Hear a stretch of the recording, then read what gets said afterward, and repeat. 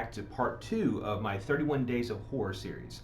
The last episode we went through my first 3 because it was kind of going to be short. This one's going to have my next 7 because I kind of feel like having 7 each week maybe gives you one day to watch a movie. So without further ado, we're going to hop right in. Coming in at number 28, Let the Right One In. A 2008 Swedish film directed by Thomas Alfredson. It's a modern take on a classic monster, story of first love, and a coming of age. Good cinematography with a strong atmosphere. It has really good pacing. Me and a friend rented this years ago. It had a really cool cover box art, and not disappointed.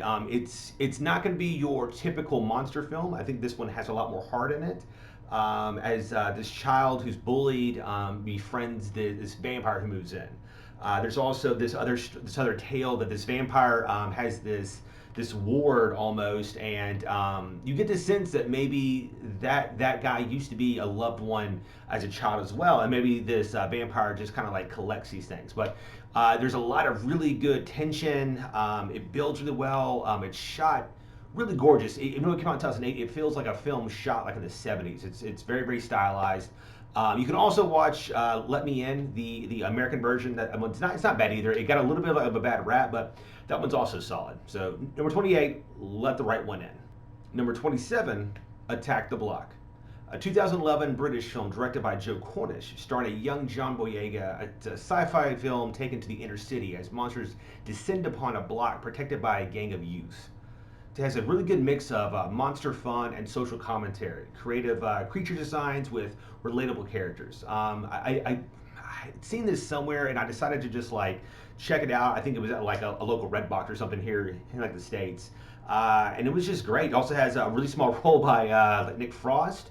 So that's really cool. And John Boyega, you see a lot of his potential here, which is probably how he got the role for Star Wars.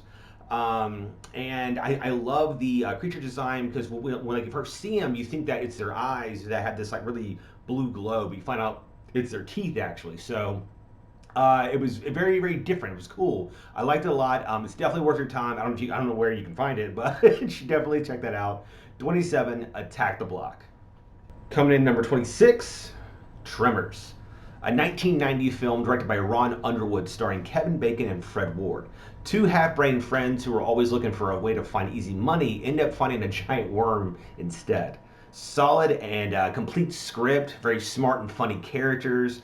There's a lot of like really good cast members, and all the characters feel smart. That they feel very like lived in. The town itself feels very, very real. It's right. If you maybe drove too far somewhere, like it's gonna be like a real place. There's some really great scares, kills, and some really genuine laughs as well. It doesn't really get talked about. It didn't make a lot of money in theaters, but Kevin Bacon's really good in this. I saw it as a kid, and it stuck with me. I've watched the sequels. It's a lot of fun. Once again, if you can find this, Tremors is great. Coming in at number 26. Number 25, Train to Busan. A South Korean film from 2016 directed by Yeon Sung-ho. It's a zombie film filled with terror, heart, and redemption.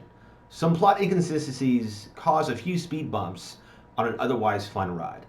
I really like this main character who works a lot, and he's really been neglectful. And through this apocalyptic style event of this like zombie uprising, he begins to earn back his daughter's love and really his own sense of morality. It's pretty cool. It was really a new take on putting zombies in this train where most movies you just go run somewhere like and hide out at the mall or wherever. There's nowhere to go here, and so there's a lot of really creative ways in terms of how they have to escape and everything, and so it's a really good thrill ride. Not perfect, like I said, there are some inconsistency with the zombies here and there, but besides that, I think it's well worth your time. This one should still be on Netflix. Check it out. Number 25, Train to Busan. Coming in at number 24, 30 Days of Night. 2007 vampire film directed by David Slade and starring Josh Hartnett. A group of townfolk try to survive a vampire attack that lasts for a month. Josh Hartnett gives a really good performance. There's a good sense of dread as the people are getting picked off one by one. The one weak part for me is the monster design for the vampires themselves. They have almost like a CG look at times. How they speak to each other is very animalistic, which didn't really play well with me. But there's a lot of cool kill scenes in this. There's a lot of good character work here between people arguing because there's just a sense of just dread all over the place, and there's really good scale shots of people being picked off in the town and the vampires running on the roofs and everything. So I think this one got lost in the shuffle years ago, but it's a really good vampire film as well. 24, 30 Days of Night. Coming in at 23, It Comes at Night, a 2017 apocalyptic movie directed by Trey Edmund Schultz, starring Joel Egerton as a father trying to keep his family safe during the presumed end of the world. A minimalist film with big ambition, it's propped up by its great direction and the use of human fear that helps drive the intensity from start to finish. The lack of information only helps fuel the tension. A lot of people had issues originally because the director specifically kept the information really limited, but it didn't hold it back from me really liking it. I think that the way that it was presented in the trailers and how it was marketed is why it got a bad rap from the mass appeal.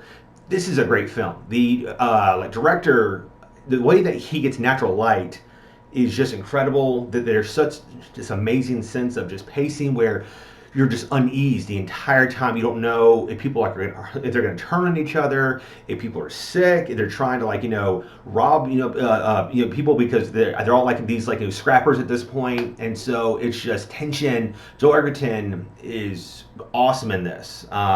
If you liked him in films like The Warrior and a few others, you will really like him in this. Number 23, It Comes at Night.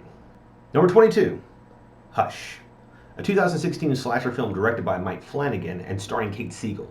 A deaf rider becomes terrorized by a killer in the woods going cabin to cabin. Flanagan flexes his horror muscles as he gives us his take on the slasher genre.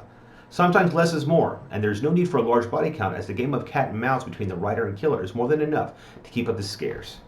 As I said before, I would have another Flanagan movie, and this is here. I think this is where he's best. I don't think he should be doing large scale projects. He has a very intimate feel behind the camera, with a lot of creativity and his imagination and his love for the genre really comes out. And I think if he continues to do smaller projects, we're going to continue to get gems. Hush, nobody really talks about it. I feel like more people know about his Ouija prequel. More people know about Gerald's Game, but Hush is hidden on Netflix, and there's some really great scenes, some great acting, really creative work behind the camera. It's really well with your time. It's a slash in the sense that the bad guy or the monster in the film is just a guy with a knife, but I love that there's intelligence both ways and some really cool shots of fear because the sound has to drop out when you get to Kate Siegel's character, and so that just really ramps up every scene. All right, guys, we're gonna end it there from 28 to 22. Come back next week for my next 7. We're going to get into a few more traditional ones that are a little bit older that are probably on somebody else's list. But let me know if any of these are on your list as well. A lot of people don't like It Comes at Night and 30 Days of Night, but I think those are both hidden gems. So let me know what you think. Until next time.